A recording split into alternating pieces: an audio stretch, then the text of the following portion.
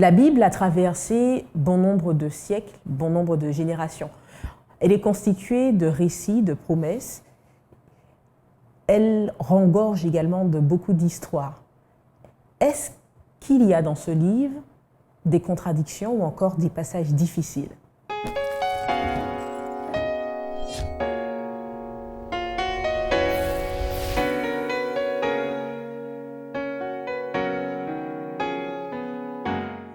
Bienvenue chers amis dans votre émission Autrement dit, c'est avec plaisir que je vous retrouve en compagnie d'Eddie Michel et de Bruno. Bienvenue à vous deux. Merci. Alors nous continuons l'étude autour du livre de la Bible.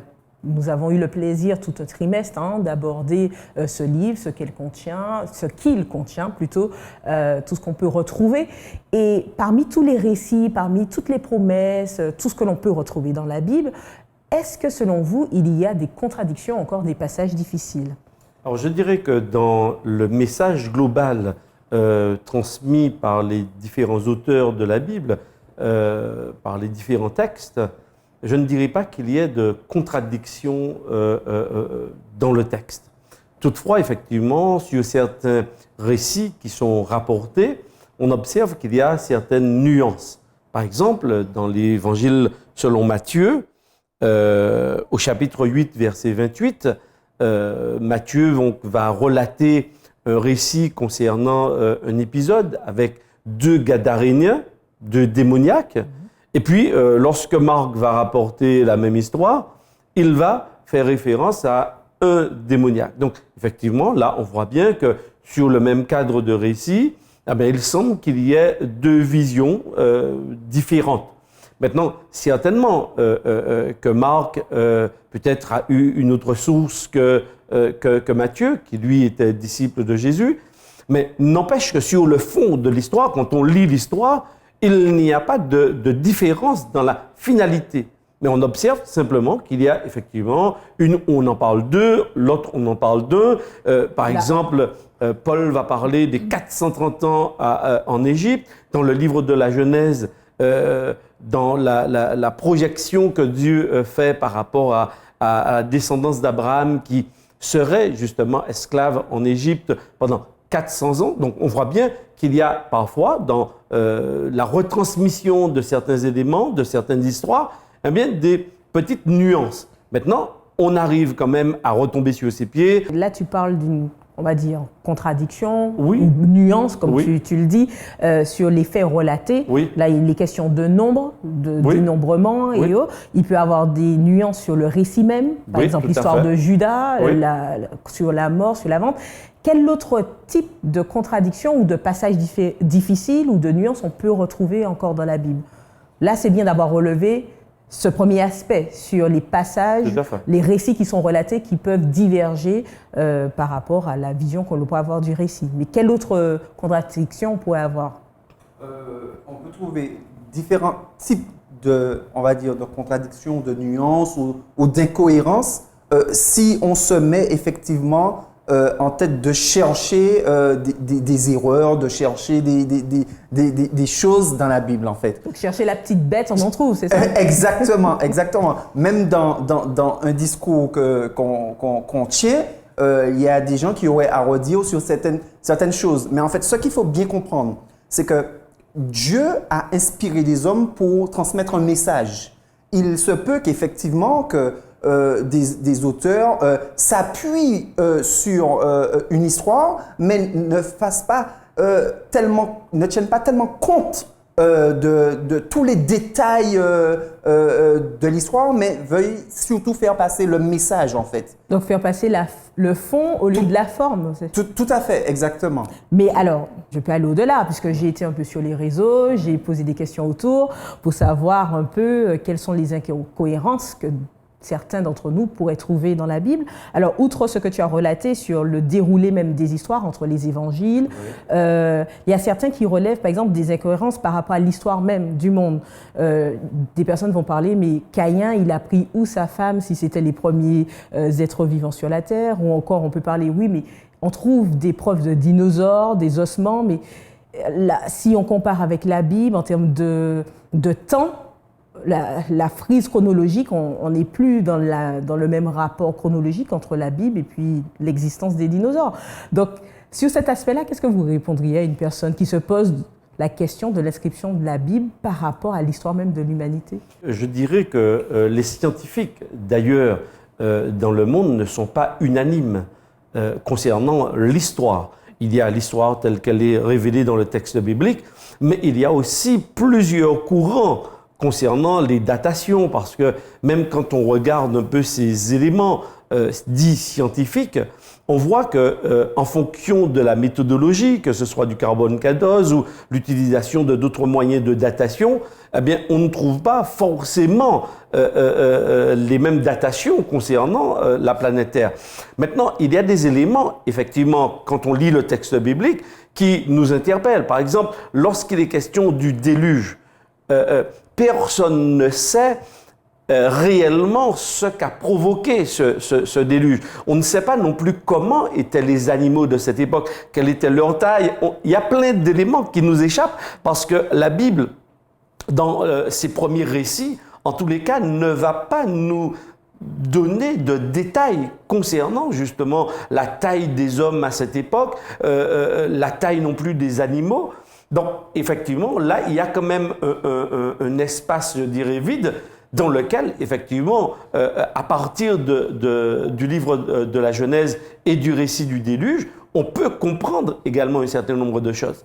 D'ailleurs, concernant les éléments de datation, il faut savoir que même aujourd'hui, en fonction du territoire dans lequel on se trouve, on prend des roches du même niveau, quand on les passe au carbone 14 ou dans les autres systèmes, on ne tombe pas forcément sur les mêmes dates. Il y a parfois des écarts de milliers d'années entre les deux zones, pourtant dans les mêmes couches. Donc, si on veut, quand d'une façon générale, on parle comme cela d'un point de vue scientifique, qui a découvert un certain nombre de choses, qu'on a le sentiment que c'est une ligne vraiment totalement droite, clean, il n'y a pas de contradiction.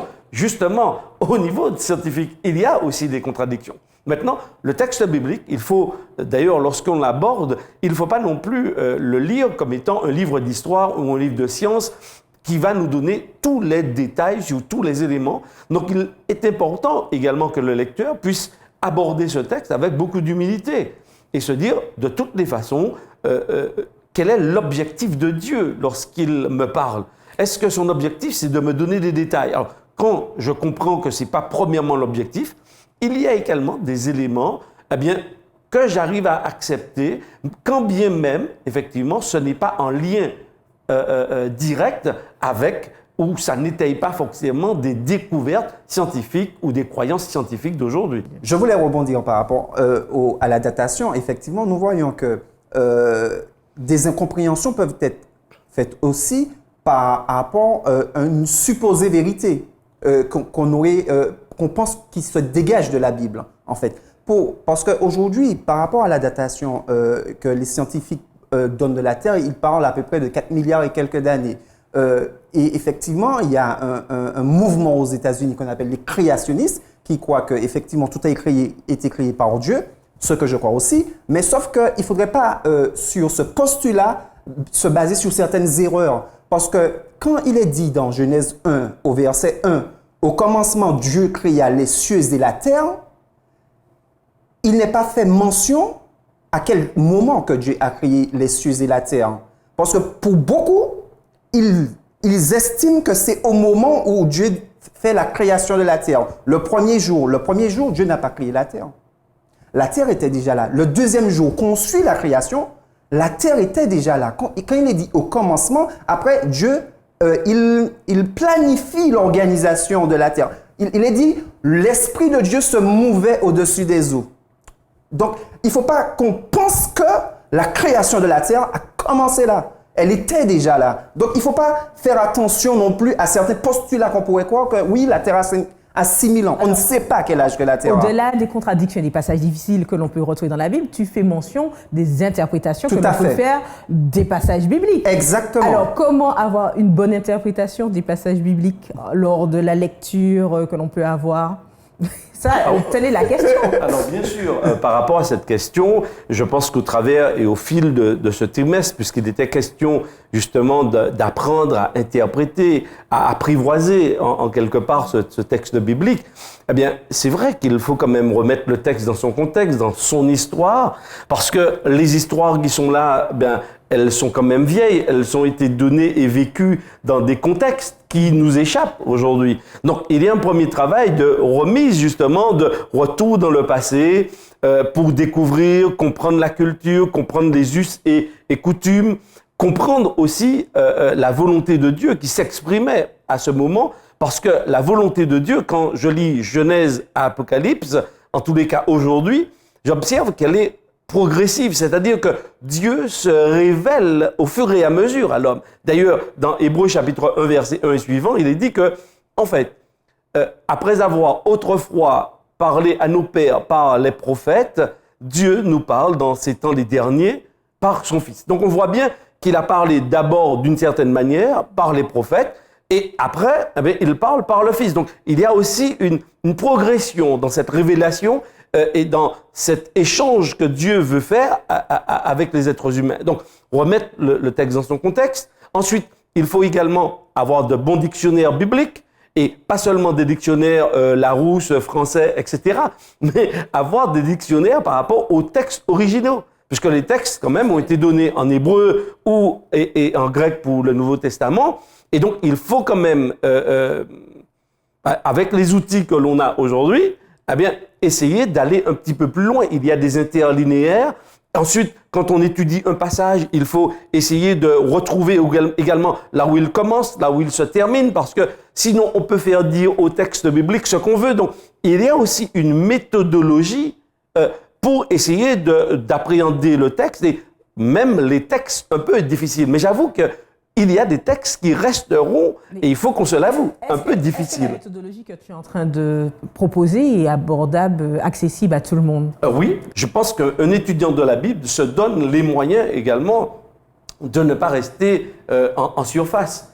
Il voudra aller un peu plus loin, et bien sûr, là, ça va lui demander un investissement. Mais cet investissement va lui permettre également de découvrir toute la beauté du texte, mais aussi d'essayer de se rapprocher le plus possible de l'idée de l'auteur, et de ne pas entrer justement dans des contradictions, de ne pas faire des interprétations folles du texte biblique, parce que malheureusement, il y en a aussi. Lorsqu'on ne respecte pas le texte, on peut lui faire dire tout ce qu'on veut. Alors oui, il y a eu bien sûr des guerres, mais aussi des paix sous couvert de la Bible, n'est-ce pas? Tout à fait, oui. Parlons des contradictions à nouveau qu'on peut trouver des personnes sur le net, mais aussi autour de nous.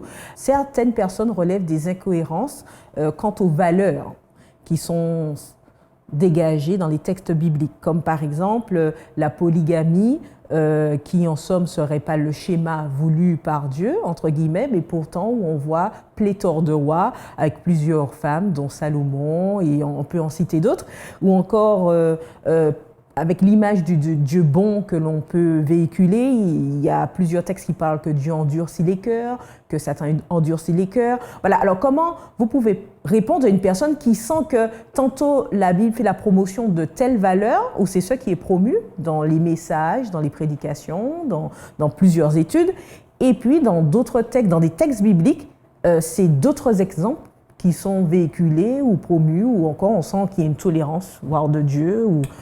C'est peut-être encore une interprétation, mais... Oui, tout à fait. En fait, il faut faire la différence. Il faut faire la différence entre ce que Dieu permet et ce que Dieu souhaite. Et on peut le voir dès le départ. En fait, Dieu a permis à Adam et Ève d'avoir une liberté totale.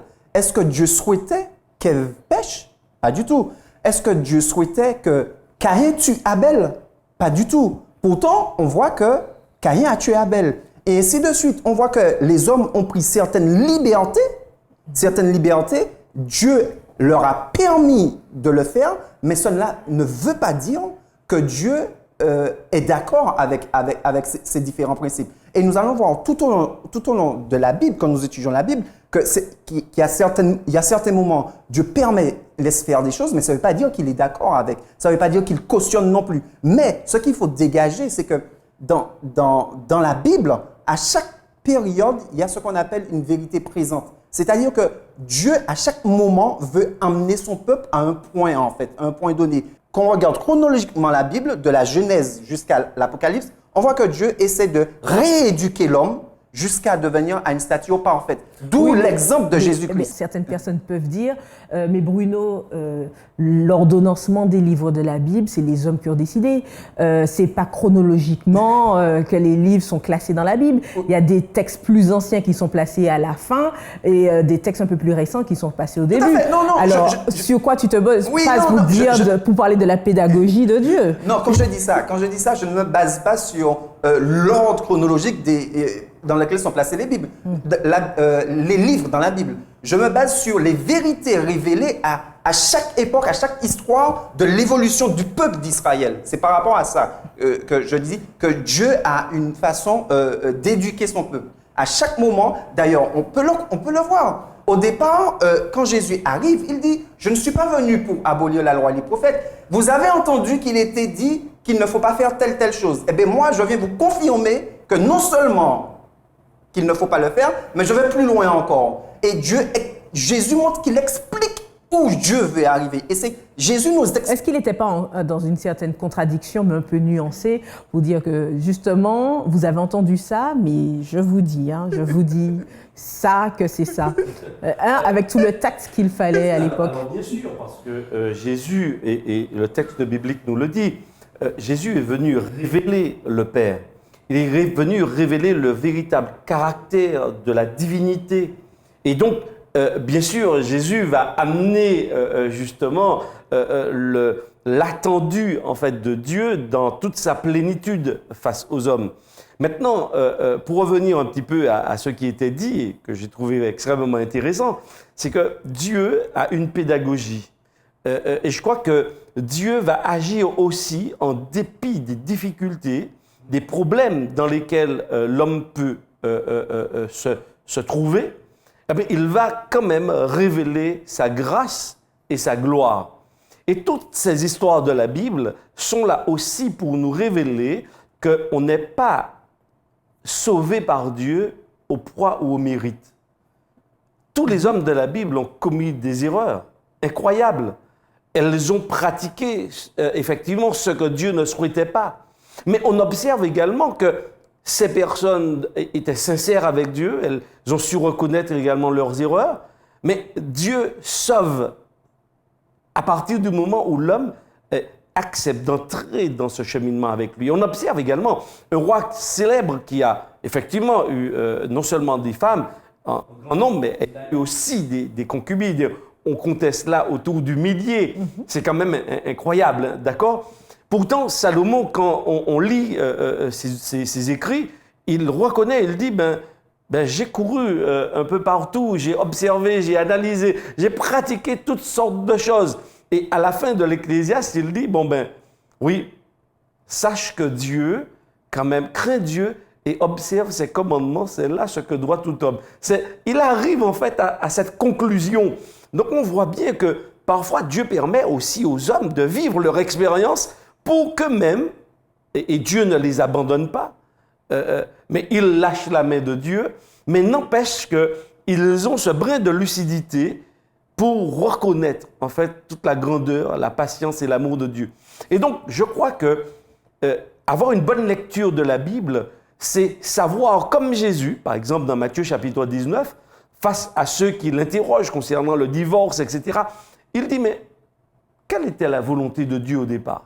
Et moi, je crois que c'est très intéressant, à chaque fois de revenir à cette volonté de Dieu. En dépit du fait qu'il y a eu des erreurs, des comportements qu'on ne pourrait jamais accepter, et d'ailleurs, il ne faut pas les accepter, mais n'empêche que Jésus, quand il était sur terre, il a rappelé quel était l'objectif de Dieu. Donc nous aussi, dans notre démarche, on doit s'inspirer et s'inscrire dans la même méthodologie que Jésus, Maintenant, je comprends que certains voudraient peut-être, par philosophie, par désir, je ne sais, ils voudraient être polygames. Mais je ferai comme Jésus. Qu'en était-il au départ? Et je crois que si on comprend la volonté de Dieu au départ, on ne peut pas non plus volontairement se poser dans son fonctionnement dans une contradiction avec la volonté de Dieu. Pour aller dans ce que Eddie dit, je prends un exemple tout simple, c'est Rahab. Rahab a été reconnue comme ayant foi en Dieu en mentant. Donc, de son exemple, on va dire, Rahab a menti. Donc, je peux mentir. Rahab a dit non, ils ne sont pas venus, vous pouvez faire leur chemin, ils les ont cachés. Donc, de cela, on peut se dire, il faut faire attention, en fait, de se dire, parce que Dieu a reconnu Rahab et on l'a reconnu Rahab, donc on peut mentir, en fait. Il faut faire très attention, en fait. Ah là, tu peux ouvrir un autre débat, en effet. Faire le mal pour avoir le bien, là, voilà, c'est bien ce que je dis. C'est-à-dire que Dieu nous prend là où nous sommes. Rahab était une prostituée. Rahab, Dieu la prend dans son écosystème, dans ce qu'elle connaît. N'empêche que, au final, quelle était la vérité présente de ce temps-là? C'est qu'il y avait un seul Dieu. C'était le Dieu du peuple qui conduisait Israël. Ce n'était pas les idoles, etc., etc. Et Rahab a su reconnaître que ce Dieu-là, c'est l'œuvre de Dieu, en fait. Et Dieu est comme ça avec nous. On peut prendre encore un autre exemple, celui de Corneille. Corneille, Dieu dit de Corneille que c'était un homme pieux, qu'il a vu ses prières, qu'il a vu. Pourtant, Dieu ne s'arrête pas là. Dieu envoie Pierre pour amener Corneille plus loin. Et c'est comme ça que Dieu fonctionne avec tout le monde. Et c'est pour ça que nous ne devons pas juger les uns les autres, mais attendre patiemment la pédagogie de Dieu dans chacun. Donc, chacun son cheminement, chacun son chemin en relation avec Dieu, d'où le fait de ne pas juger. Non, c'est pas chacun son chemin, c'est chacun son chemin. Non. Il y a quand même une voie mais il y a un chant qui le dit, hein, chacun sa route, chacun son destin. Je suis d'accord. J'entends ce chant et effectivement, il est très intéressant. Toutefois, dans le texte biblique, je pense que dans une relation personnelle avec le texte biblique, on découvre Dieu, on entre dans cette relation avec lui. Et effectivement, Dieu nous amène petit à petit, en fonction de nos tempéraments, de notre éducation, de beaucoup de choses, de notre culture, il nous amène à découvrir sa volonté. Et je crois que quand on découvre cette volonté, on ne peut pas non plus retourner en arrière. On est impérativement aspiré à ressembler chaque jour davantage à Dieu. Et je crois que c'est un élément extrêmement important. C'est vrai qu'on parle un peu des contradictions dans la Bible, des tensions qui peuvent exister dans le texte par rapport à d'autres textes, etc., ou des lectures de la Bible, mais n'empêche qu'il est important de reconnaître le message central. C'est ça, est-ce qu'il y a des choses qui peuvent être mises en cause et puis d'autres, au contraire, qui ne peuvent pas être mises en cause? Alors bien sûr, en tant qu'être humain, il faut poser des questions au texte, il ne faut pas simplement s'arrêter à une première lecture, il faut l'interroger. Maintenant, il faut aussi admettre, et je l'ai dit précédemment, on n'aura pas toutes les réponses. Oui, parce que prenons l'exemple aussi, et c'est la dernière incohérence que je souhaite mettre en lumière, où il y a des passages complètement difficiles, sans explication. dans le sens où, prenons l'exemple de Jésus qui est sur la croix, avec le larron, et il lui dit, aujourd'hui même, tu seras avec moi au paradis. Alors, quid de l'explication?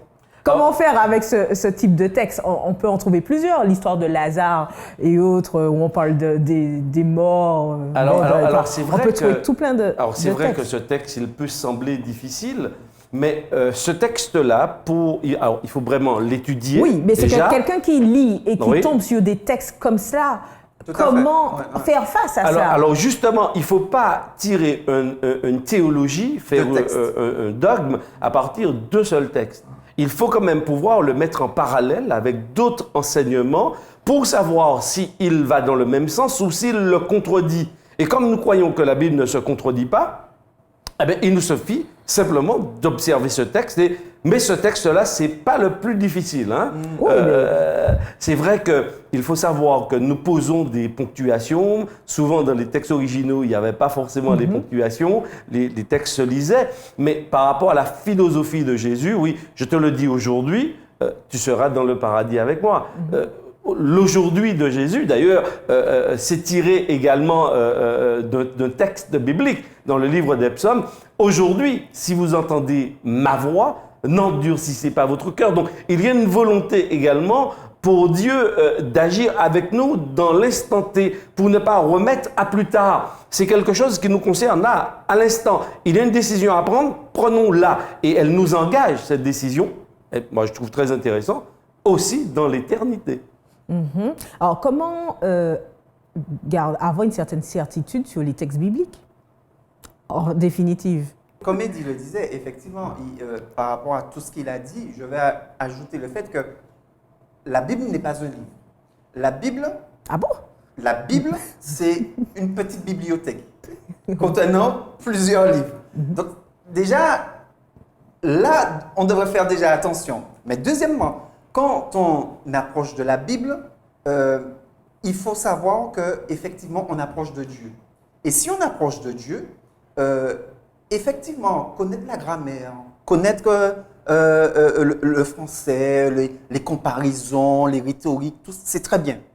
Mais si nous n'avons pas le Saint-Esprit, si nous n'avons pas la foi en Dieu, nous allons peut-être comprendre des textes très bien, mais passer à côté de ce que le texte veut dire ou ce que Dieu a pour nous comme message, en fait. Et c'est là qu'il y a eu le problème avec les pharisiens. On les appelait les docteurs de la loi. Ils étudiaient, ils lisaient la Bible. Pourtant, Jésus de leur dire, vous sondez les Écritures dans Jean 5, verset 39, vous sondez les Écritures, pourtant, vous ne voulez pas venir à moi. Ils n'ont pas su, effectivement, poussés par le Saint-Esprit, reconnaître les différents passages qui annonçaient que celui qu'ils voyaient, c'était Jésus. Donc, il y a une notion très importante, c'est que si nous ne nous soumettons pas au Saint-Esprit de Dieu, nous allons passer à côté du message de la Bible, en fait. Et qu'est-ce que l'on devrait ne pas remettre en cause, simplement, de manière absolue? Je crois qu'il ne faut pas remettre en cause le fait que ce soit Dieu qui ait fait un certain nombre de révélations aux hommes, les interpellant sur la nécessité d'écrire et de laisser à la postérité justement un certain nombre d'écrits. Pour moi, c'est fondamental de ne pas remettre Dieu en question, de ne pas l'exclure non plus du texte biblique. Il faut laisser Dieu nous parler avec aussi des êtres humains imparfaits. D'ailleurs, l'apôtre Pierre lui-même l'a dit dans 2 Pierre chapitre 3, versets 15, 16, 17. Il dit que, oui, notre bien-aimé frère Paul, eh bien, il avoue qu'il a aussi laissé quelques écrits un peu difficiles. Il est même conscient des textes difficiles. Oui, il ne dit pas que tous les textes ou que toute la Bible est difficile, mais qu'effectivement, il y a des textes qui sont difficiles. Toutefois, ne baissons pas les bras. Je pense que, d'ailleurs, Jésus a donné plusieurs paraboles à ce sujet. Par exemple, le trésor caché dans un champ. Et donc, cet homme va vendre tout ce qu'il a pour pouvoir aller à la recherche de ce trésor. Et souvent, on l'interprète comme étant justement cette parole de Dieu, la découverte de Jésus. Et tout laisser pour vraiment apprendre à le découvrir et à l'aimer. Je crois qu'effectivement, il ne faut pas perdre courage face à ces textes difficiles. Il y en a certes quelques-uns, mais il y a beaucoup qui sont très faciles. Il y a quelques contradictions, mais toute la Bible n'est pas contradiction. Donc, effectivement, il faut quand même rester sur un juste milieu, parce qu'il y a, il y a vraiment une grande quantité de textes qui sont très faciles à étudier. Maintenant, plus on s'habitue au texte biblique, plus on a aussi des outils pour pouvoir étudier et aborder des textes un peu plus difficiles. Merci Eddie Michel, merci Bruno. J'ai senti que tu voulais réagir, mais malheureusement, le temps est terminé. Merci à vous de nous avoir suivis. Nous vous donnons rendez-vous au prochain numéro d'Autrement dit.